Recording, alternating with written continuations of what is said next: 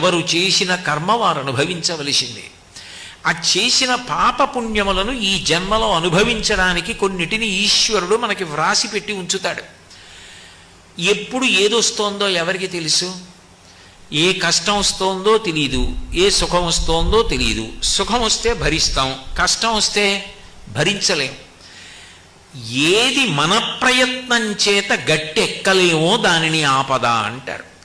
కొన్ని కష్టాలు వస్తాయి. ఆ కష్టాలు యథార్థానికి మన యొక్క ప్రయత్నంతో గట్టెక్కి ఇచ్చు.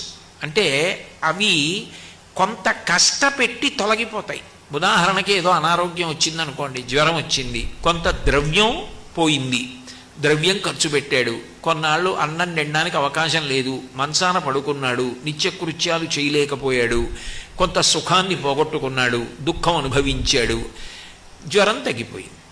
ఎవరు చేసిన కర్మ వారు అనుభవించవలసిందే. ఆ చేసిన పాపపుణ్యములను ఈ జన్మలో అనుభవించడానికి కొన్నిటిని ఈశ్వరుడు మనకి వ్రాసి పెట్టి ఉంచుతాడు. ఎప్పుడు ఏదొస్తోందో ఎవరికి తెలుసు? ఏ కష్టం వస్తోందో తెలియదు, ఏ సుఖం వస్తోందో తెలియదు. సుఖం వస్తే భరిస్తాం, కష్టం వస్తే భరించలేం. ఏది మన ప్రయత్నం చేత గట్టెక్కలేమో దానిని ఆపద అంటారు. కొన్ని కష్టాలు వస్తాయి.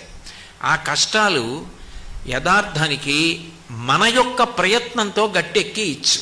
అంటే అవి కొంత కష్టపెట్టి తొలగిపోతాయి. ఉదాహరణకి ఏదో అనారోగ్యం వచ్చిందనుకోండి, జ్వరం వచ్చింది, కొంత ద్రవ్యం పోయింది, ద్రవ్యం ఖర్చు పెట్టాడు, కొన్నాళ్ళు అన్నం తినడానికి అవకాశం లేదు, మంచాన పడుకున్నాడు, నిత్యకృత్యాలు చేయలేకపోయాడు, కొంత సుఖాన్ని పోగొట్టుకున్నాడు, దుఃఖం అనుభవించాడు, జ్వరం తగ్గిపోయింది.